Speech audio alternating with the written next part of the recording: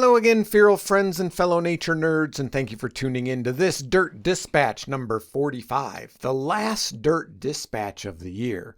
I'm your host, Tim the Nature Nerd O'Hara. That's right, it's hard to believe that we've come to the end of 2025, and tomorrow we plunge headlong into 2026. And it's going to be an interesting year here around Dispatches HQ, a year of some transition and change. My wife's going to be retiring. So Dispatches HQ will be moving to a new location in June-ish, albeit one still here in Cheyenne. But still, that's going to mark the 15th move in 30 years for my wife and I. And you know what? It never really gets easier. If anything, as you get older, it gets harder.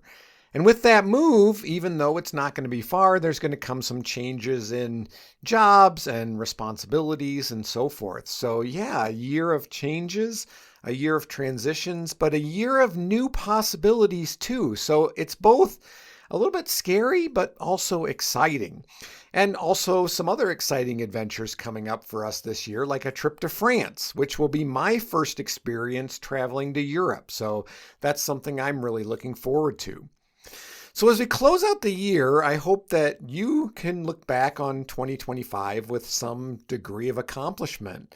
And hey, sometimes that just means you managed to get through it with your sanity mostly intact, more or less. And if that's where you're at, that's okay. We've all had years like that. Looking at you, 2006. I've been reading a book about the Swedish concept of njucha, which is basically finding joy and satisfaction in small, everyday things, like a cup of coffee with a friend or the beauty of a sunrise. And with everything going on in the world, I know it can be hard, but take a deep breath and find the beauty in the world around you. It's there, we just have to allow ourselves to not only see it, but to take a moment to appreciate it. All right, enough of me philosophizing. Let's talk about some nature in the news to close the year. I want to revisit something I talked about back in Dirt Dispatch number 34, just in case you missed it. The Greenland Wildlife Overpass, because it's now officially complete and opened.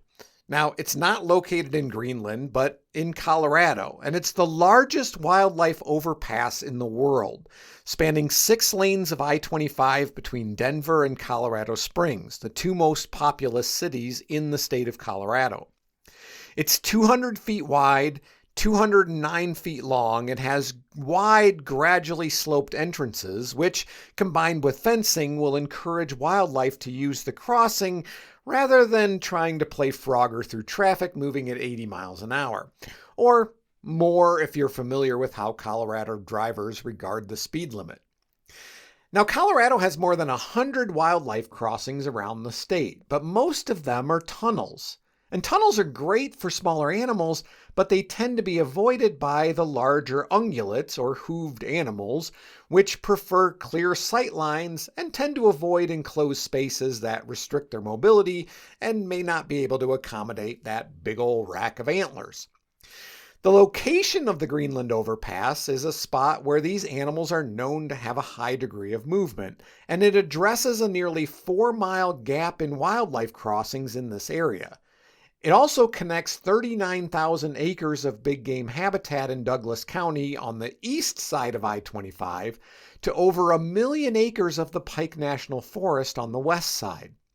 Now, prior to the construction of this overpass, there was, on average, at least one wildlife versus vehicle crash per day in this area. But it's anticipated that this overpass will reduce wildlife vehicle collisions by a whopping 90%. So yeah, well done, Colorado. And like I said before, and I know I'm repeating myself here, but if we're going to keep building and expanding and quote-unquote improving highways and interstates, wildlife crossings need to be part of that equation. I mean, first and foremost, they work. In areas of known wildlife movement, wildlife crossings, when combined with other elements like fencing to guide the animals to the overpass, have reduced wildlife vehicle collisions by up to 97%. One crossing in Arizona, as of 2020, was documented being used more than 6,000 times by bighorn sheep, bobcats, deer, coyotes, and more.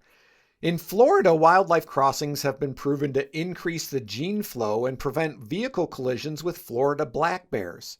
In Canada's Banff National Park, studies showed that wildlife crossings reduce roadkill, increase access to food and shelter, and even decrease stress levels in wildlife. And case studies from around the world show that wildlife crossings mitigate the harm caused by habitat fragmentation, something I've mentioned way too often as a threat to many species. And if doing it just to protect wildlife isn't enough, here's another reason. According to the Colorado Department of Transportation, over 5,000 vehicle-animal collisions are reported annually in the state, costing an estimated $80 million in cleanup, medical expenses, and animal losses. So just doing some rough estimates, at an average of one accident per day and $16,000 per collision, the stretch of I-25 that's covered by this Greenland Wildlife Crossing would average just under $6 million per year of that $80 million figure.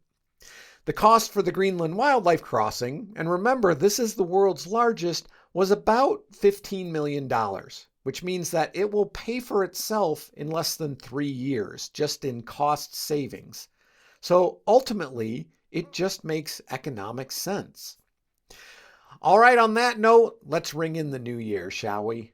Remember to practice some nyecha and embrace the winter season, because if you choose not to find joy in the snow, you'll have less joy in your life, but the same amount of snow. I want to thank you all for listening this year and thank everyone who's supported Dispatches from the Forest with either a financial gift or other types of gift. This year I was given elk ivories, a badger skull, thank you Dakota, some mounted butterfly specimens, and recently a podcasting soundboard and microphones, which will be put to use just as soon as I learn how to use them. But thank you, Chris and Carnita. If you want to support the podcast heading into 2026, here's some ways you can do that. Become a patron. Subscriptions start at just $5 a month, and with 3 paid months, you get some very cool Dispatches from the Forest merch. You can find all the details at patreon.com/dispatchesfromtheforest. You can donate using PayPal or now Venmo with my email address, dispatchesfromtheforest@gmail.com, which you can also use to email me if you have a question, a comment, or a request for a future episode. You can donate using the Cash App and the hashtag ForestNerd, or if you prefer to just send a check, just send me a quick email and I'll let you know what my mailing address is. Check out the merch store at cafepress.com/shop/dispatchesfromtheforest. Click on products and find something you like. Finally, follow Dispatches from the Forest on Instagram, Facebook, TikTok, and YouTube. I'm your host, Tim the Nature Nerd O'Hara, reminding you for the last time in 2025 to go outside and get dirty.